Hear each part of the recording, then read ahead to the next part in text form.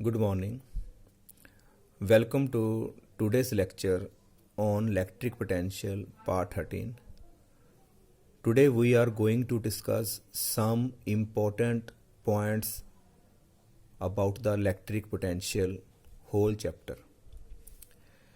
बेटा ਜਿਹੜੀ ਚੀਜ਼ਾਂ ਅਸੀਂ ਪਿੱਛੇ ਡਿਸਕਸ ਕੀਤੀਆਂ ਅੱਜ ਬੇਟਾ ਸਾਰਾ ਜਿਹੜਾ ਇਸ ਲੈਕਚਰ ਵਿੱਚ ਬੇਟਾ ਇਹਨੂੰ ਅਸੀਂ ਗੋ ਥਰੂ ਹੋਵਾਂਗੇ ਤੇ ਤੁਹਾਡੇ 1 ਮਾਰਕਸ ਦੇ ਕੁਐਸਚਨ ਨੇ ਜਾਂ 2 ਮਾਰਕਸ ਦੇ ਕੁਐਸਚਨ ਜਿਹੜੇ ਤੁਹਾਨੂੰ ਸੋਲਵ ਕਰਨ ਦੇ ਵਿੱਚ ਬੇਟਾ ਜਾਂ ਤੁਹਾਨੂੰ ਮਲਟੀਪਲ ਚੋਇਸ ਕੁਐਸਚਨ ਜਿਹੜੇ ਨੇ ਉਹਨੂੰ ਸੋਲਵ ਕਰਨ ਦੇ ਵਿੱਚ ਤੁਹਾਡੀ ਜਿਹੜੀ ਆ ਇਹ ਕਾਫੀ ਹੈਲਪਫੁਲ ਹੋਣਗੇ। ਨਾਓ ਬੇਟਾ ਪਹਿਲਾ ਪੁਆਇੰਟ ਇਹ ਫਾਰਮੂਲਾ ਬੇਟਾ ਅਸੀਂ ਪਿੱਛੇ ਡਿਸਕਸ ਕਰ ਚੁੱਕੇ ਹਾਂ। Work done in taking a unit positive charge from A to B. ਬੇਟਾ ਆ ਵੀ work done in taking a unit positive charge from A to B. ਇਹਨਾਂ ਦੋਨਾਂ 'ਚ ਬੇਟਾ ਡਿਫਰੈਂਸ ਹੈ।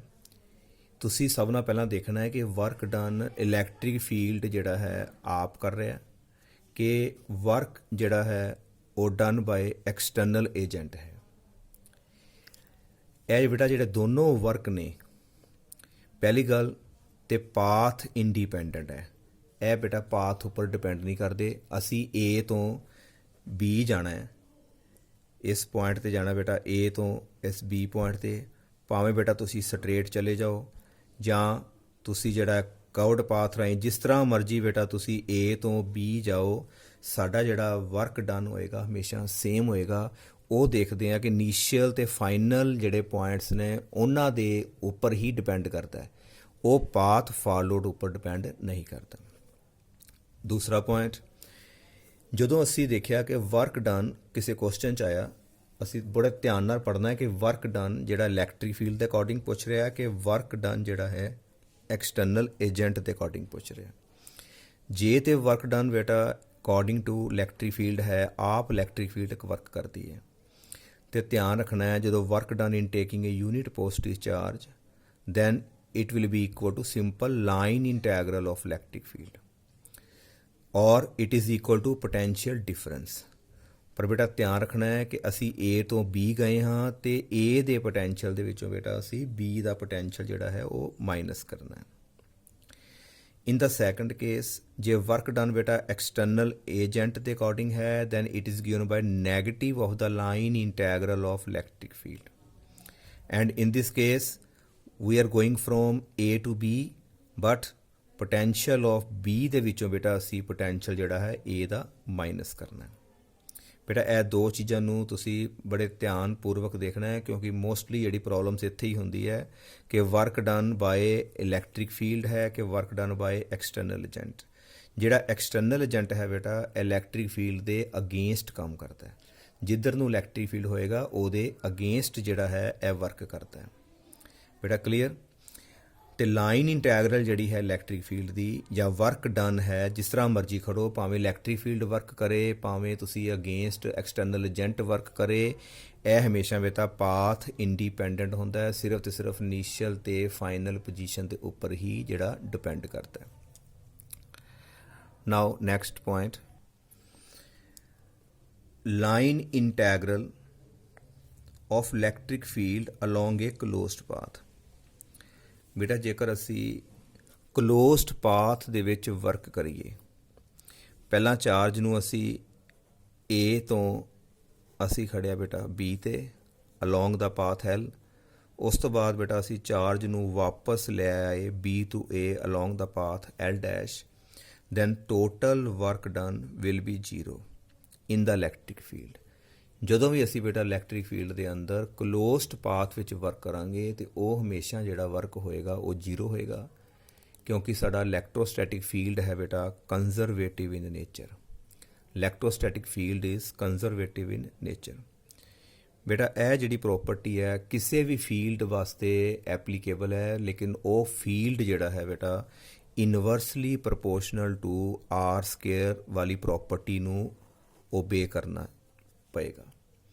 ਕੋਈ ਵੀ ਫੀਲਡ ਜੇ ਇਨਵਰਸਲੀ ਪ੍ਰਪੋਰਸ਼ਨਲ ਟੂ ਬੇਟਾ ਆਰ ਸਕੇਅਰ ਵਾਲੀ ਪ੍ਰੋਪਰਟੀ ਓਬੇ ਕਰਦਾ ਹੈ, ਠੀਕ ਹੈ ਬੇਟਾ। ਕੋਈ ਫੋਰਸ ਹੈ ਇਨਵਰਸਲੀ ਪ੍ਰਪੋਰਸ਼ਨਲ ਟੂ ਆਰ ਸਕੇਅਰ, ਉੱਥੇ ਬੇਟਾ ਹਮੇਸ਼ਾ ਹੀ ਜਿਹੜੀ ਹੈ ਕਲੋਜ਼ਡ ਪਾਥ ਵਿੱਚ ਜਿਹੜਾ ਵਰਕ ਕਰੋਗੇ ਉਹ 0 ਆਏਗਾ। ਜਿਸ ਤਰ੍ਹਾਂ ਬੇਟਾ +1 ਦੇ ਵਿੱਚ ਅਸੀਂ ਪੜ੍ਹੀ ਗ੍ਰੈਵੀਟੇਸ਼ਨਲ ਫੋਰਸ, ਜਿਹੜੀ ਗ੍ਰੈਵੀਟੇਸ਼ਨਲ ਫੋਰਸ ਹੈ ਬੇਟਾ ਉਹ ਵੀ universally proportional to r square ਆਉਂਦੀ ਹੈ। ਇੱਥੇ ਇਲੈਕਟ੍ਰੋਸਟੈਟਿਕ ਫੋਰਸ ਹੈ ਉਹ ਵੀ universally proportional to r square ਹੈ। ਜਿਹੜੀ ਵੀ ਫੋਰਸ ਜਾਂ ਕੋਈ field inversely proportional to r square ਹੋਏਗਾ ਉਹਦੇ ਵਾਸਤੇ ਬੇਟਾ ਇਹ ਪ੍ਰੋਪਰਟੀ ਜਿਹੜੀ ਹੈ ਨਾ ਹੋਲਡ ਕਰਦੀ ਹੈ ਕਿ ਕਲੋਜ਼ਡ ਪਾਥ ਵਿੱਚ ਜਿਹੜਾ ਵਰਕ ਕਰੋਗੇ ਉਹ ਵਰਕ ਹਮੇਸ਼ਾ ਜਿਹੜਾ ਆਏਗਾ 0 ਆਏਗਾ। ਨਾਓ ਕਮ ਟੂ ਨੈਕਸਟ ਪੁਆਇੰਟ। ਬੇਟਾ ਇਸ ਪ੍ਰੋਬਲਮ ਵਿੱਚ ਸਾਡੇ ਕੋਲ ਇਹ ਦੋ ਮੈਟਲਸ ਦੀਆਂ ਪਲੇਟਸ ਹੈਗੀਆਂ। ਇੱਕ ਪਲੇਟ ਉੱਪਰ ਬੇਟਾ ਪੋਜ਼ਿਟਿਵ ਚਾਰਜ ਹੈ, ਦੂਸਰੀ ਪਲੇਟ ਉੱਪਰ ਜਿਹੜਾ ਹੈ ਨੈਗੇਟਿਵ ਚਾਰਜ ਹੈ। ਸਾਨੂੰ ਪਤਾ ਬੇਟਾ ਇਲੈਕਟ੍ਰਿਕ ਫੀਲਡ ਜਿਹੜਾ ਹੈ ਪੋਜ਼ਿਟਿਵ ਚਾਰਜ ਤੋਂ ਸਟਾਰਟ ਹੋ ਕੇ ਨੈਗੇਟਿਵ ਚਾਰਜ ਵੱਲ ਜਾਂਦਾ ਹੈ। ਬੇਟਾ ਆਹ ਜਿਹੜੀਆਂ ਵਰਟੀਕਲ ਡਾਊਨਵਰਡ ਜਿਹੜੀਆਂ ਲਾਈਨਸ ਬਣਾਈਆਂ ਦੇਖੋ ਬੇਟਾ parallel lines they are showing electric field ਜਿਹੜਾ ਬੇਟਾ ਯੂਨੀਫਾਰਮ ਹੈ। ਇਸ ਯੂਨੀਫਾਰਮ ਇਲੈਕਟ੍ਰਿਕ ਫੀਲਡ ਦੇ ਅੰਦਰ ਬੇਟਾ ਇੱਕ ਸਾਡੇ ਕੋਲ ਚਾਰਜ ਹੈ। ਉਸ ਚਾਰਜ ਨੂੰ A ਤੋਂ B ਖੜਿਆ, B ਤੋਂ C ਤੋਂ D ਤੋਂ ਵਾਪਸ ਬੇਟਾ A ਤੇ ਖੜਿਆ। ਕੁਐਸਚਨ ਹੈ ਕਿ ਬੇਟਾ ਤੁਸੀਂ ਕਿੰਨਾ ਵਰਕ ਕਰੋਗੇ। ਤੇ ਬੇਟਾ ਪਿੱਛੇ ਆਪਾਂ ਹੁਣੇ ਡਿਸਕਸ ਕੀਤਾ ਕਿ ਜਦੋਂ ਵੀ ਇਲੈਕਟ੍ਰਿਕ ਫੀਲਡ ਦੇ ਅੰਦਰ ਕਲੋਜ਼ਡ ਪਾਥ ਦੇ ਵਿੱਚ ਬੇਟਾ ਵਰਕ ਕੀਤਾ ਜਾਏ ਤੇ ਉਹ ਵਰਕ ਜਿਹੜਾ ਹੈ ਹਮੇਸ਼ਾ 0 ਹੁੰਦਾ ਹੈ। ਇਹਦਾ ਮਤਲਬ the total work done from A to B to C to D and come back to A it will be 0। ਹਾਂਜੀ ਬੇਟਾ ਕਲੀਅਰ। ਇਸ ਤਰ੍ਹਾਂ ਦੀ ਪ੍ਰੋਬਲਮ ਆਏ ਤੁਸੀਂ ਸਿੱਧਾ ਆਨਸਰ 0 ਲਿਖਣਾ ਕਿਉਂਕਿ ਕਲੋਜ਼ਡ ਪਾਥ ਦੇ ਵਿੱਚ ਜਿਹੜਾ ਵਰਕ ਕੀਤਾ ਹੈ ਉਹ ਹਮੇਸ਼ਾ ਹੀ ਜਿਹੜਾ ਉਹ 0 ਹੁੰਦਾ।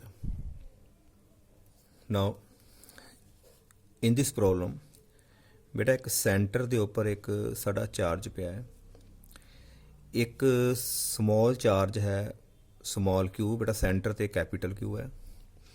ਇਸ ਸਮੋਲ ਕਿਊ ਚਾਰਜ ਨੂੰ ਬੇਟਾ ਅਸੀਂ ਮੂਵ ਕਰਾਉਣਾ ਹੈ ਅਰਾਊਂਡ ਪਲੱਸ ਕਿਊ। ਬੇਟਾ ਆ ਤੇ ਸੈਂਟਰ ਤੇ ਪਿਆ ਸਮੋਲ ਕਿਊ ਚਾਰਜ ਨੂੰ ਅਸੀਂ ਮੂਵ ਕਰਾਉਣਾ ਹੈ ਇਨ ਏ ਸਰਕਲ 'ਚ ਬੇਟਾ ਮੂਵ ਕਰਾਉਣਾ ਹੈ। ਇੱਕ ਸਫੀਅਰ ਵਿੱਚ ਮੂਵ ਕਰਾਓ ਆਫ ਰੇਡੀਅਸ ਕਿੰਨਾ ਹੈ ਬੇਟਾ ਉਹਦਾ R। ਤੇ ਬੇਟਾ ਅਸੀਂ ਨਿਕਾਲਣਾ ਹੈ ਵਰਕ ਡਨ ਕਿੰਨਾ ਜਿਹੜਾ ਹੋਏਗਾ ਵਰਕ। ਇਸ ਪ੍ਰੋਬਲਮ ਦੇ ਵਿੱਚ ਦੇਖੋ ਜਦੋਂ ਇਸ ਚਾਰਜ ਨੂੰ ਬੇਟਾ ਅਸੀਂ ਮੂਵ ਕਰਾਵਾਂਗੇ ਤੇ ਇਹ ਸਾਰੇ ਰਸਤੇ ਦੇ ਉੱਤੇ ਬੇਟਾ ਜਿਹੜਾ ਵੀ ਹੈ ਟੋਟਲ ਸਰਕਲ ਡਰਾ ਕੀਤਾ ਹੈ ਇਸ ਸਾਰੇ ਬੇਟਾ ਹਰ ਇੱਕ ਪੁਆਇੰਟ ਤੇ ਜੇ ਅਸੀਂ ਦੇਖੀਏ ਜਿਹੜਾ ਪਲੱਸ ਕਿਊ ਚਾਰਜ ਹੈ ਬੇਟਾ ਇਹਨੇ ਪੋਟੈਂਸ਼ੀਅਲ ਪੈਦਾ ਕੀਤਾ ਹੋਣਾ ਹੈ। ਹਰ ਜਗ੍ਹਾ ਤੇ ਬੇਟਾ ਇਹਦਾ ਪੋਟੈਂਸ਼ੀਅਲ ਹੈ। ਤੇ ਬੇਟਾ ਜਿਹੜਾ ਪੋਟੈਂਸ਼ੀਅਲ ਹੁੰਦਾ ਹੈ ਉਹਦਾ ਫਾਰਮੂਲਾ ਤੁਸੀਂ ਪਤਾ ਹੀ ਹੈ 1/4 ਪਾਈ ਐਪਸਾਈਲਨ ਨੋਟ ਕਿਊ ਬਾਈ ਆਰ। ਕੈਪੀਟਲ ਕਿਊ ਇਸ ਕਰਕੇ ਲਿਖਿਆ ਕਿਉਂਕਿ ਬੇਟਾ ਕੈਪੀਟਲ ਕਿਊ ਦਾ ਪੋਟੈਂਸ਼ੀਅਲ ਹੈ। ਪੋਟੈਂਸ਼ੀਅਲ ਡਿਪੈਂਡ ਕਰਦਾ ਚਾਰਜ ਤੇ ਡਿਸਟੈਂਸ ਤੇ। ਪਰ ਬੇਟਾ ਤੇ ਸਰਕਲ ਹੈ ਜਾਂ ਸਫੀਅਰ ਹੈ ਤੇ ਰੇਡੀਅਸ ਸਾਰੇ ਪਾਸੇ ਬੇਟਾ ਸੇਮ ਹੋਏਗਾ। ਉਹੀਓ ਚਾਰਜ ਹੈ ਇਹਦਾ ਮਤਲਬ ਜਿੰਨਾ ਪੋਟੈਂਸ਼ੀਅਲ ਆ A ਪੁਆਇੰਟ ਤੇ ਹੋਏਗਾ ਬੇਟਾ ਓਨਾ ਹੀ ਪੋਟੈਂਸ਼ੀਅਲ B ਪੁਆਇੰਟ ਤੇ ਹੋਏਗਾ, ਓਨਾ ਹੀ ਪੋਟੈਂਸ਼ੀਅਲ C ਤੇ। ਜਿੱਥੇ ਮਰਜ਼ੀ ਬੇਟਾ ਚੈੱਕ ਕਰ ਲਓ ਹਰ ਇੱਕ ਪੁਆਇੰਟ ਤੇ ਬੇਟਾ ਪੋਟੈਂਸ਼ੀਅਲ ਸੇਮ ਹੋਏਗਾ। ਇਹਦਾ ਮਤਲਬ ਬੇਟਾ ਜਿਹੜਾ ਆ ਸਰਫੇਸ ਹੈ ਇਹ ਸਾਡਾ ਬਣ ਗਿਆ ਬੇਟਾ ਇਕੁਈ ਪੋਟੈਂਸ਼ੀਅਲ ਸਰਫੇਸ। ਇਕੁਈ ਪੋਟੈਂਸ਼ੀਅਲ ਸਰਫੇਸ ਕਿਉਂਕਿ ਹਰ ਇੱਕ ਜਗ੍ਹਾ ਦੇ ਉੱਤੇ ਪੋਟੈਂਸ਼ੀਅਲ ਸੇਮ ਹੈ। ਤੇ ਸਾਨੂੰ ਪਤਾ ਬੇਟਾ ਕਿ work done on equipotential surface from one point to other ਉਹ ਕਿੰਨਾ ਹੁੰਦਾ ਬੇਟਾ ਚਾਰਜ ਮਲਟੀਪਲਾਈ ਕਰ ਦਿੰਦੇ ਆ ਬੇਟਾ ਜਿਹੜੇ ਦੋ ਪੁਆਇੰਟਾਂ ਦੇ ਵਿੱਚ ਆਪਾਂ ਖੜਿਆ। ਮੰਨ ਲਓ ਅਸੀਂ A ਤੋਂ B ਖੜਦੇ ਹਾਂ ਬੇਟਾ ਤੇ B ਦੇ ਪੋਟੈਂਸ਼ੀਅਲ ਚੋਂ ਅਸੀਂ A ਦਾ ਪੋਟੈਂਸ਼ੀਅਲ ਮਾਈਨਸ ਕਰ ਦੇਣਾ ਹੈ ਤੇ ਨਾਲ Q। ਬਟ ਬੇਟਾ ਜਿੰਨਾ ਪੋਟੈਂਸ਼ੀਅਲ B ਦਾ ਹੈ ਓਨਾ ਹੀ ਪੋਟੈਂਸ਼ੀਅਲ ਬੇਟਾ A ਦਾ ਹੈ। ਪੋਟੈਂਸ਼ੀਅਲ ਸੇਮ ਹੋਣ ਕਰਕੇ ਸਾਡਾ ਵਰਕ ਕਿੰਨਾ ਆਏਗਾ 0 ਆਏਗਾ because that surface act as a equipotential surface. ਬੇਟਾ ਆਲਰੇਡੀ ਅਸੀਂ ਇਕੁਈ ਪੋਟੈਂਸ਼ੀਅਲ ਸਰਫੇਸ ਪੜ੍ਹਿਆ। ਪਰ ਇਹ ਇਸ ਤਰ੍ਹਾਂ ਦੀ ਪ੍ਰੋਬਲਮ ਆ ਸਕਦੀ ਹੈ ਕਿ ਇੱਕ ਚਾਰਜ ਸੈਂਟਰ ਤੇ ਹੈ ਤੇ ਦੂਸਰੇ ਚਾਰਜ ਨੂੰ ਉਹਦੇ ਅਰਾਊਂਡ ਸਰਕਲ ਦੇ ਵਿੱਚ ਬੇਟਾ ਜਾਂ ਸਫੈਰੀਕਲ ਸ਼ੇਪ ਹੈ ਉਹਦੇ 'ਚ ਅਸੀਂ ਮੂਵ ਕਰਾਉਣਾ ਹੈ ਤੇ ਕਿੰਨਾ ਵਰਕ ਜਿਹੜਾ ਕਰੇਗਾ ਬੇਟਾ ਉਹ ਸਾਡਾ ਵਰਕ ਜਿਹੜਾ ਹੋਏਗਾ ਉਹ 0 ਹੋਏਗਾ ਕਿਉਂਕਿ ਹਰ ਇੱਕ ਪੁਆਇੰਟ ਦੇ ਉੱਤੇ ਪੋਟੈਂਸ਼ੀਅਲ ਜਿਹੜਾ ਕਿਊ ਦਾ ਉਹ ਸੇਮ ਹੋਏਗਾ। ਨਾਓ ਕਮ ਟੂ ਨੈਕਸਟ ਪ੍ਰੋਬਲਮ। ਬੇਟਾ ਜਿਹੜੀਆਂ ਤੁਸੀਂ ਇਹ ਡਾਇਗਰਾਮਸ ਦੇਖ ਰਹੇ ਹੋ ਇਹ ਇਲੈਕਟ੍ਰਿਕ ਫੀਲਡ ਬੇਟਾ ਅਸੀਂ ਸ਼ੋਅ ਕੀਤੇ ਹੈ।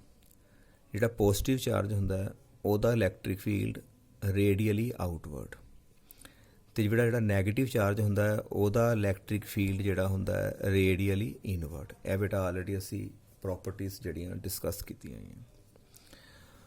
ਬੇਟਾ ਇਸ ਇਲੈਕਟ੍ਰਿਕ ਫੀਲਡ ਦੇ ਅੰਦਰ ਸਾਡੇ ਕੋਲ ਬੇਟਾ ਦੋ ਪੁਆਇੰਟਸ ਨੇ। Suppose one point is P and another point is Q।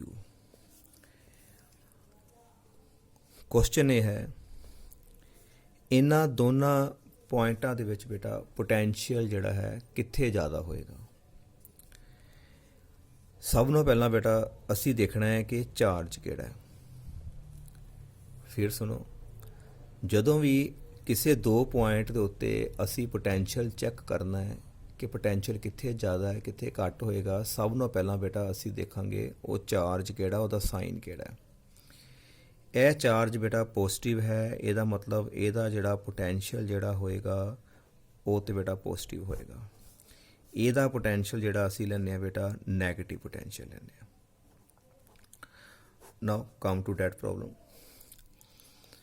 Potential P ਤੇ ਜ਼ਿਆਦਾ ਕਿ Q ਤੇ ਜ਼ਿਆਦਾ, ਸਾਨੂੰ ਪਤਾ ਬੇਟਾ ਜਿਹੜਾ ਪੋਟੈਂਸ਼ੀਅਲ ਹੈ ਇਨਵਰਸਲੀ ਪ੍ਰਪੋਰਸ਼ਨਲ ਟੂ ਡਿਸਟੈਂਸ।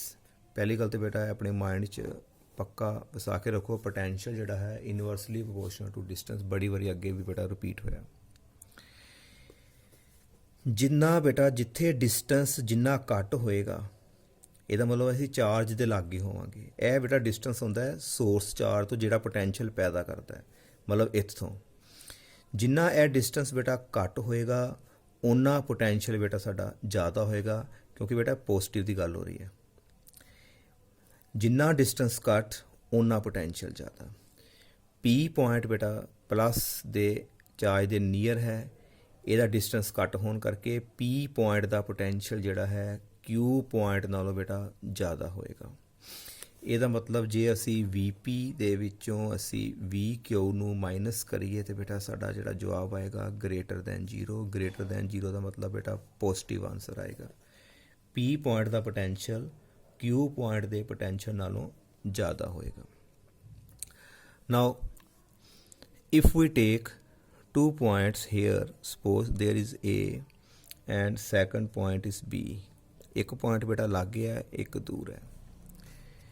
ਇਹਨਾਂ ਦੋਨਾਂ ਦੇ ਵਿੱਚ ਬੇਟਾ ਧਿਆਨ ਰੱਖਣਾ ਹੈ ਕਿ ਕਿੱਥੇ ਪੋਟੈਂਸ਼ੀਅਲ ਜ਼ਿਆਦਾ ਹੈ। ਸਭ ਨਾਲ ਪਹਿਲਾਂ ਦੇਖਣਾ ਬੇਟਾ ਚਾਰਜ ਕਿਹੜਾ। ਪੋਟੈਂਸ਼ੀਅਲ ਤੇ ਬੇਟਾ ਸਾਨੂੰ ਪਤਾ ਹੈ ਇਨਵਰਸਲੀ ਪ੍ਰਪੋਰਸ਼ਨਲ ਟੂ R ਹੈ, ਇਹ ਤੇ ਬੇਟਾ ਕਲੀਅਰ। ਜਿੱਥਾ ਬੇਟਾ ਜਿੰਨਾ ਡਿਸਟੈਂਸ ਸਾਡਾ ਇਹ ਘੱਟ ਹੋਏਗਾ ਉਹਨਾਂ ਇਹ ਵਾਲਾ ਜਿਹੜਾ ਪੋਟੈਂਸ਼ੀਅਲ ਬੇਟਾ ਉਹ ਜ਼ਿਆਦਾ ਆਏਗਾ, ਪਰ ਬੇਟਾ ਨੈਗੇਟਿਵ ਹੈ। ਇਹਦਾ ਮਤਲਬ ਜਿੰਨਾ ਡਿਸਟੈਂਸ ਘੱਟ ਉਹਨਾਂ ਜਿਹੜਾ ਪੋਟੈਂਸ਼ੀਅਲ ਜਿਹੜਾ ਹੈ ਬੇਟਾ ਮੋਰ ਨੈਗੇਟਿਵ ਆਏਗਾ। ਬੇਟਾ ਇੱਥੇ ਇਸ ਚੀਜ਼ ਨੂੰ ਬੇਟਾ ਧਿਆਨ ਨਾਲ ਦੇਖਣਾ। ਜਿੰਨਾ ਸਾਡਾ ਡਿਸਟੈਂਸ ਬੇਟਾ ਘੱਟ ਹੋਏਗਾ ਓਨਾ ਸਾਡਾ ਬੇਟਾ ਜਿਹੜਾ ਪੋਟੈਂਸ਼ੀਅਲ ਹੈ ਉਹ ਜ਼ਿਆਦਾ ਨੈਗੇਟਿਵ ਆਏਗਾ, ਕਿਉਂਕਿ ਡਿਸਟੈਂਸ ਘੱਟ ਤੇ ਪੋਟੈਂਸ਼ੀਅਲ ਜ਼ਿਆਦਾ, ਪਰ ਬੇਟਾ ਨੈਗੇਟਿਵ ਪੋਟੈਂਸ਼ੀਅਲ ਹੈ ਉਹ ਜ਼ਿਆਦਾ ਨੈਗੇਟਿਵ। ਤੇ ਬੇਟਾ ਜਿਹੜੀ ਮੋਰ ਨੈਗੇਟਿਵ ਹੈ, ਜਿਸ ਤਰ੍ਹਾਂ ਬੇਟਾ ਇੱਕ ਮਾਈਨਸ ਮੰਨ ਲਓ ਤੁਹਾਡੇ ਕੋਲ 25 ਹੈ, ਇੱਕ ਤੁਹਾਡੇ ਕੋਲ ਬੇਟਾ -20 ਹੈ, ਆਹ ਮੋਰ ਨੈਗੇਟਿਵ ਹੈ। ਪਰ ਬੇਟਾ ਆਹ ਵਾਲਾ ਜਿਹੜਾ ਨੰਬਰ ਹੈ ਉਹ ਘੱਟ ਹੁੰਦਾ ਹੈ। ਜਿੰਨਾ ਨੰਬਰ ਜ਼ਿਆਦਾ ਨੈਗੇਟਿਵ ਹੋਵੇ ਉਹ ਬੇਟਾ ਦੂਸਰੇ ਨੰਬਰ ਨਾਲੋਂ ਘੱਟ ਹੁੰਦਾ ਹੈ।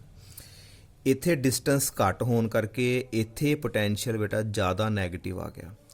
ਇਹਦਾ ਮਤਲਬ ਇੱਥੇ ਜ਼ਿਆਦਾ ਨੈਗੇਟਿਵ ਪੋਟੈਂਸ਼ੀਅਲ ਹੋਣ ਕਰਕੇ ਕਹਿਣ ਦਾ ਮਤਲਬ ਕਿ ਇੱਥੇ ਪੋਟੈਂਸ਼ੀਅਲ ਜਿਹੜਾ ਹੋਏਗਾ ਬੇਟਾ ਮੋਰ ਨੈਗੇਟਿਵ ਦਾ ਮਤਲਬ ਇੱਥੇ ਪੋਟੈਂਸ਼ੀਅਲ ਜਿਹੜਾ ਸਾਡਾ ਲੈਸ ਹੋਏਗਾ। ਬੇਟਾ ਉਲਟ ਆ ਗਿਆ। ਜੇ ਤੇ ਪੋਜ਼ਿਟਿਵ ਚਾਰਜ ਹੈ ਉਹਦੇ ਨੀਅਰ ਪੋਟੈਂਸ਼ੀਅਲ ਜ਼ਿਆਦਾ ਹੁੰਦਾ ਹੈ, ਜਿਉਂ-ਜਿਉਂ ਦੂਰ ਜਾਓਗੇ ਪੋਟੈਂਸ਼ੀਅਲ ਘਟਦਾ ਹੈ। ਜੇ ਤੇ ਬੇਟਾ ਚਾਰਜ ਨੈਗੇਟਿਵ ਹੈ ਉਹਦੇ ਨੀਅਰ ਪੋਟੈਂਸ਼ੀਅਲ ਬੇਟਾ ਘੱਟ ਹੁੰਦਾ ਹੈ, ਦੂਰ ਜਾਓਗੇ ਤੇ ਬੇਟਾ ਪੋਟੈਂਸ਼ੀਅਲ ਵੱਧਦਾ ਪਿਆ। ਅਸੀਂ ਦੂਰ ਜਾ ਰਹੇ ਹਾਂ, ਦੂਰ ਜਾਣ ਦਾ ਮਤਲਬ ਹੈ ਅਸੀਂ ਪੋਜ਼ਿਟਿਵ ਚਾਰਜ ਵੱਲ ਬੇਟਾ ਜਾ ਰਹੇ ਹਾਂ, ਕਿਉਂਕਿ ਇਲੈਕਟ੍ਰਿਕ ਫੀਲਡ ਪੋਜ਼ਿਟਿਵ ਤੋਂ ਸਟਾਰਟ ਹੋ ਕੇ ਨੈਗੇਟਿਵ ਆ ਰਹੀ ਹੈ। ਅਸੀਂ ਜੇ ਦੂਰ ਜਾ ਰਹੇ ਹਾਂ ਇਹਦਾ ਮਤਲਬ ਪੋਜ਼ਿਟਿਵ ਵੱਲ ਜਾ ਰਹੇ ਹਾਂ, ਤੇ ਪੋਜ਼ਿਟਿਵ ਵੱਲ ਜਾਂਦੇ ਜਾਂਦੇ ਤੁਹਾਡਾ ਪੋਟੈਂਸ਼ੀਅਲ ਬੇਟਾ ਉਹ ਵੱਧਦਾ ਜਾਏਗਾ। ਹਾਂਜੀ ਬੇਟਾ ਕਲੀਅਰ।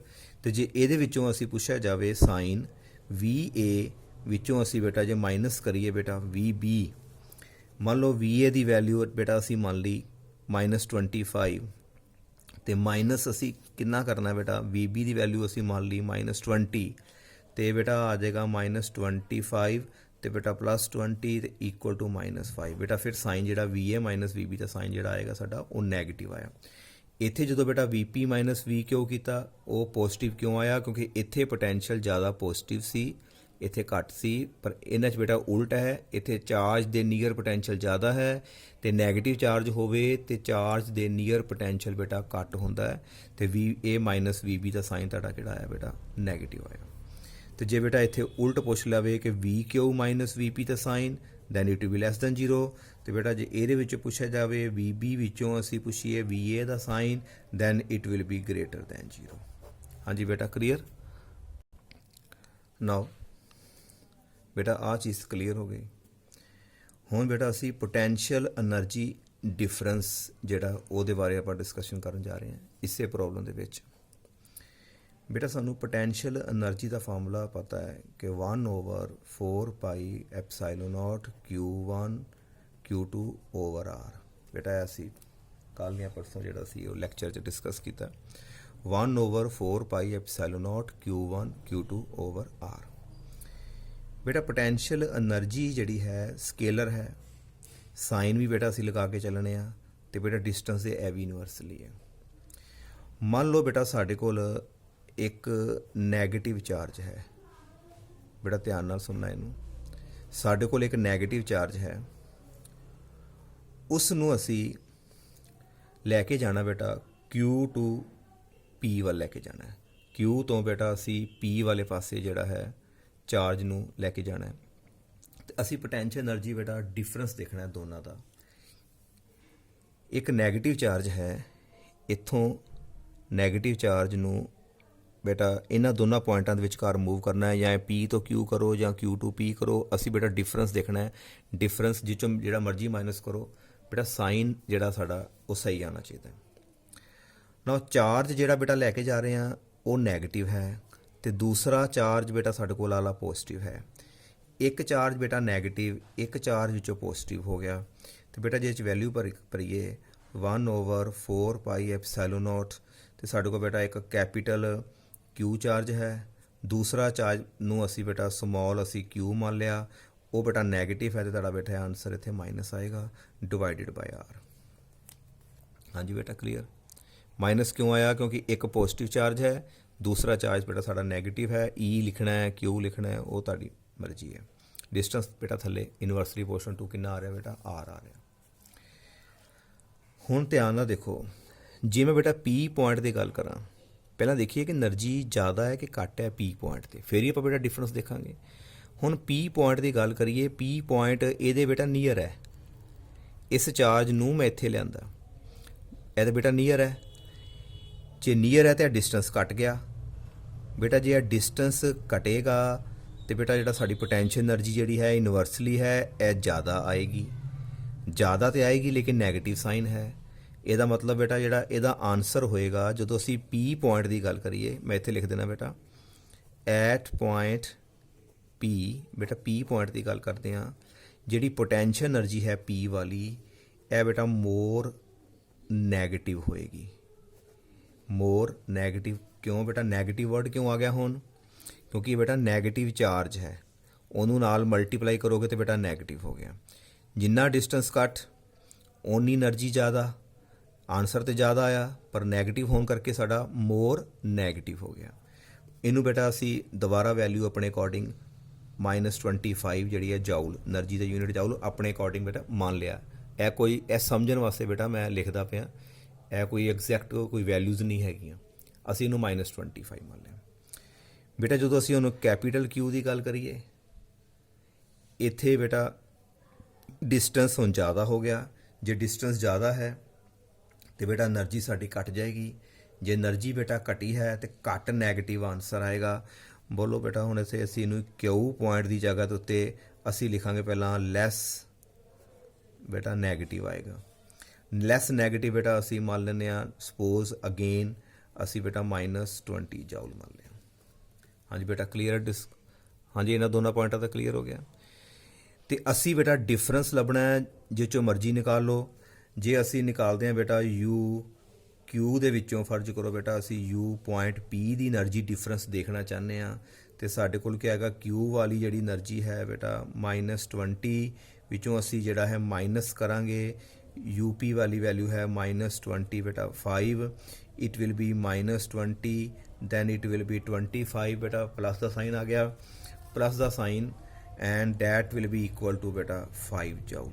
ए एनर्जी डिफरेंस बेटा 5 joule which is greater than 0। कहने का मतलब है डिफरेंस जोड़ा आएगा बेटा साढ़े को पॉजिटिव आएगा। हाँ जी बेटा clear. Now come to next point. बेटा डायग्राम्स मैं दोबारा प्लॉट की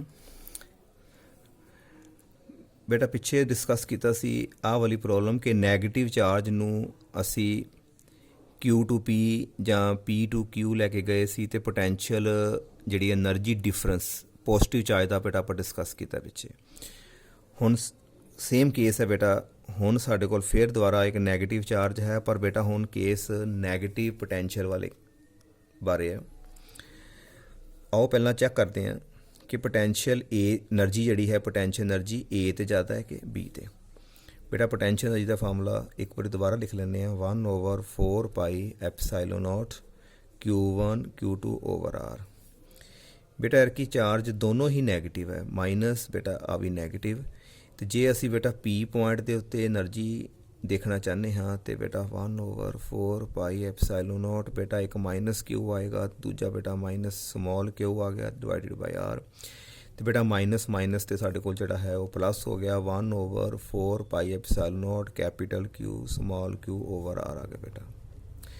यह बेटा पॉजिटिव हो गया। यदा मतलब सॉरी बेटा इत्थे पॉइंट पी लिखता मैं, इत्थे ए आएगा, ए पॉइंट की गल हो रही है एट पॉइंट ए। बेटा ए पॉइंट चार्ज दे नीयर है, जे ए पॉइंट चार्ज दे नीयर है तो बेटा डिस्टेंस घट गया। जे डिस्टेंस घट है तो यदा मतलब है कि जेड़ा ए पॉइंट की जिहड़ी एनर्जी है बेटा वो ज़्यादा आएगी बेटा मोर। हुण सोचना है कि पॉजिटिव के नैगेटिव, क्योंकि बेटा माइनस माइनस दोनों चार्जिस होने करके बेटा प्लस हो गया, यह साढ़े को आएगी बेटा मोर पॉजिटिव हो गई। तो जे बेटा असी गल करिए दूजे पॉइंट बी की गल करते हैं तो साढ़े कोल बी पॉइंट का डिस्टेंस बेटा ज़्यादा है। जे डिस्टेंस ज़्यादा है तो बेटा इत्थे पोटैंशियल एनर्जी घट जाएगी, आएगी तो बेटा पॉजिटिव, लेकिन आएगी बेटा साढ़े कोल लैस पॉजिटिव आएगी। हुण बेटा असी डिफरेंस निकालना है, जिस चों मर्जी माइनस करो, वही असीं सिर्फ साइन देखने हैं। मान लो असी UA चों माइनस कर देने बेटा UB। UA जिहड़ा है ਇਹਦੀ वैल्यू बेटा अपने अकॉर्डिंग जिहड़ी है तुसी कोई भी अज्यूम कर सकते जे मोर पॉजिटिव है इनू 25 मान ली, लैस पॉजिटिव है इनू असीं 20 मान लैंदे आ। तो असी 25 दे विचों जो बेटा 20 माइनस करोगे तो 5 जिहड़ा आएगा बेटा आ भी साढ़े कोल आंसर की आएगा पॉजिटिव आंसर आएगा। हाँ जी बेटा क्लीयर। जदों भी पोटैंशियल एनर्जी डिस्कस करनी है तो बेटा दोनों फार्मूला लिख के Q1 Q2 के जोड़े साइन मल्टीप्लाई करके वो बेस पर बेटा डिस्कशन चलेगी। हाँ जी बेटा clear. Now come to next point.